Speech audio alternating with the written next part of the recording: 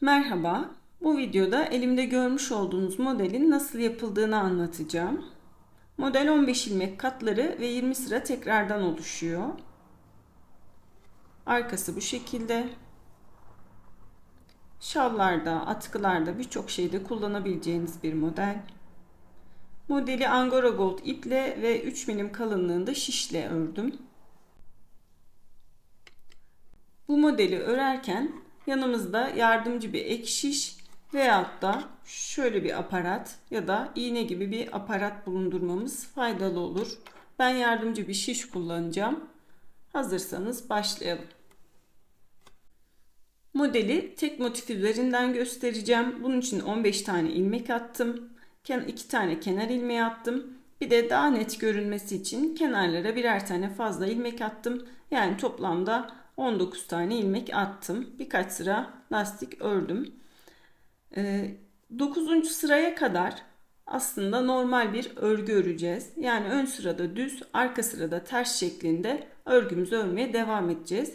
9. sırada bir işlem yapacağız. Ondan sonra 19. sıraya kadar yine normal ön sırada düz, arka sırada ters olmak üzere örgümüzü örmeye devam edeceğiz. Sadece 9. ve 19. sırada bir işlem yapıyoruz. Başlayalım. Modelimin ön yüzündeyim. Birinci sıra düz. Tamamını düz öreceğim. Kenar ilmeğimi örmeden aldım. Bir tane fazladan attığım ilmeği ördüm. Modelime başlıyorum. Tamamını düz örüyorum.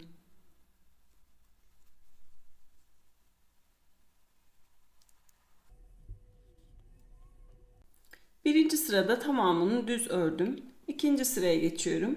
Burada tamamını ters öreceğim.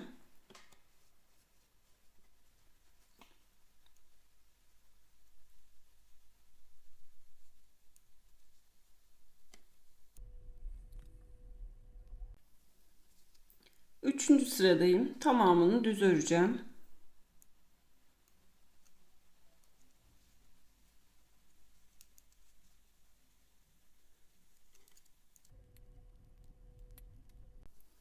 Dördüncü sıradayım. Tamamını ters öreceğim.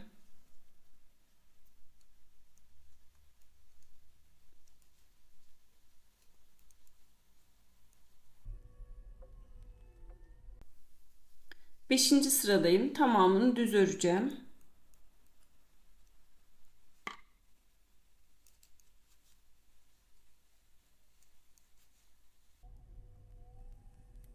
Altıncı sırada tamamını ters öreceğim.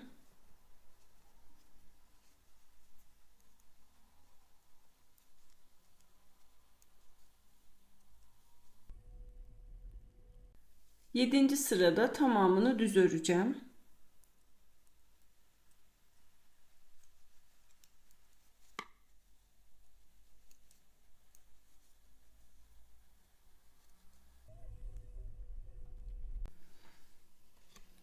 Sekizinci sırada tamamını ters öreceğim.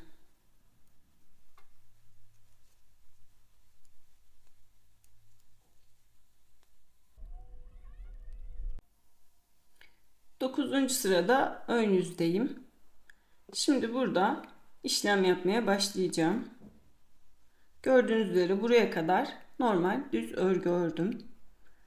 İlk ilmeğim kenar ilmeği örmeden aldım. Bu ekstra attığım bir ilmekte daha iyi görebilmeniz için bunu düz örüyorum. Şimdi sıradaki 5 ilmeği sol şişimden çıkartacağım ve yardımcı şişimi alacağım. Şöyle 2, 4, 5 ilmeği şişimden düşürdüm ve bunu yardımcı şişime takıyorum.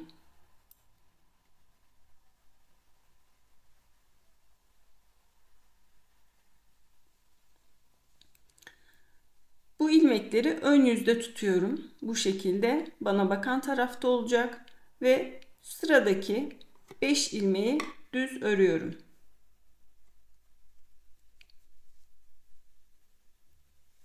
1, 2, 3, 4, 5. Şimdi bu yardımcı şişimdeki 5 ilmeği öreceğim. Şöyle oldu.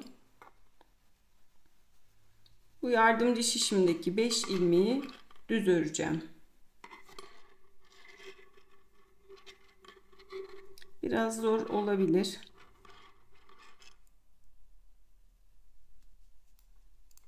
Bir, iki,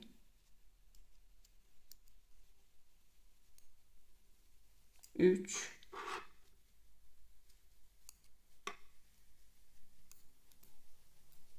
dört,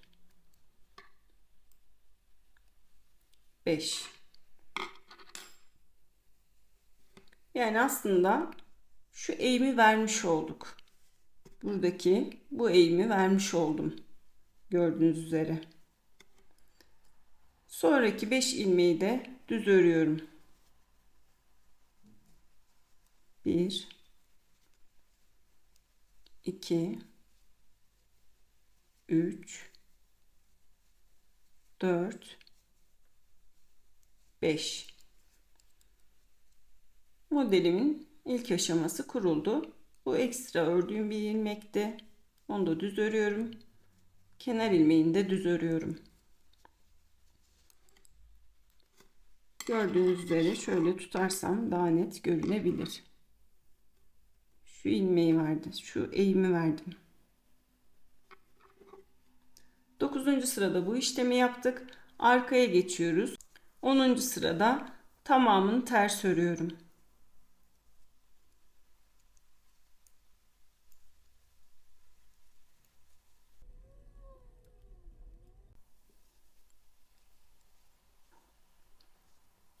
11. sırada tamamını düz örüyorum.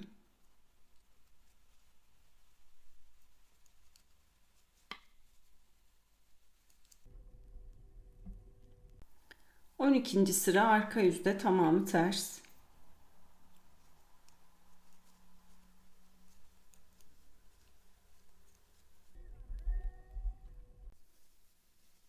13. sıra ön yüz tamamı düz.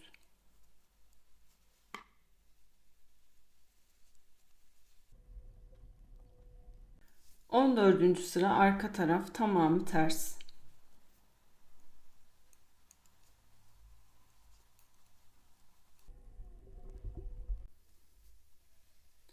15. sıra ön yüz tamamı düz.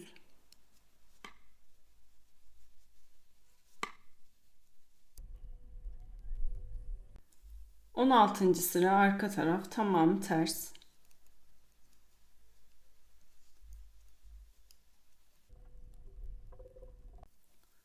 17. sıra ön taraf tamamını düz öreceğim.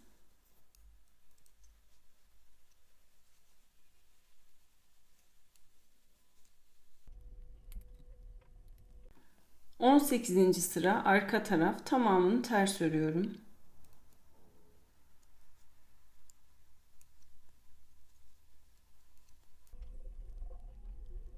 19. sırada ön yüzdeyim. Şimdi burada işlem yapacağım. Yani şu eğimi vereceğim. Şuradaki eğimi. İlk ilmeğim kenar ilmeği örmeden aldım. Birinci ilmeğim zaten modelin çıkması için ekstra attığım bir ilmek. Onu da ördüm. Şimdi modele başlıyorum. 5 tane düz örüyorum. 1 2 3 4 5. Sıradaki 5 ilmeğimi yardımcı şişime alacağım. Sol şişimden düşürdüm.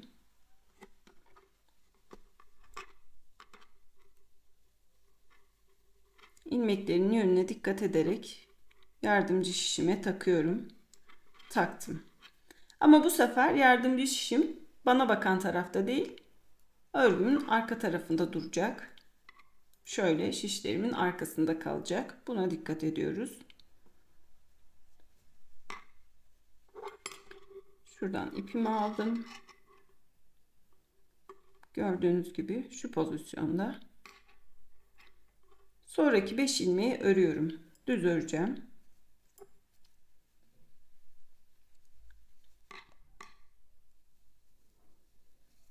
Bir, iki, üç, 4, 5. Şimdi yardımcı şişimdeki ilmekleri öreceğim. Şöyle aldım. Bu çıksın, sorun değil.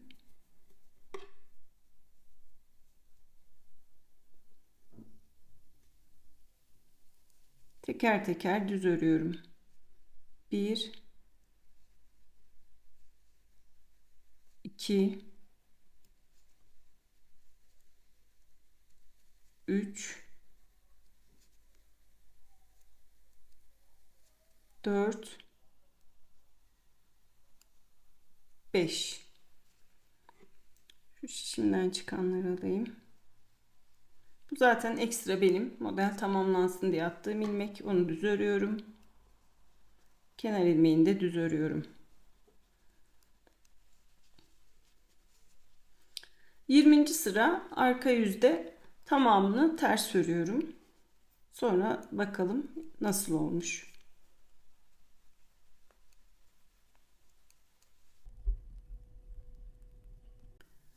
Yirminci sıramı da tamamladım. Arkası bu şekilde oldu.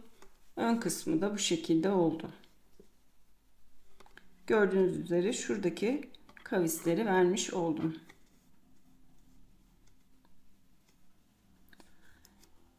Ters ve düz örgü bilen herkesin yapabileceği bir model. Bu şekilde bir motif kurulmuş oluyor. Yanlara ve yukarı doğru aynı şekilde aynı tekrarlarla ilerlerseniz modeli elde edersiniz. Videomu beğenmeyi ve kanalıma abone olmayı unutmayın.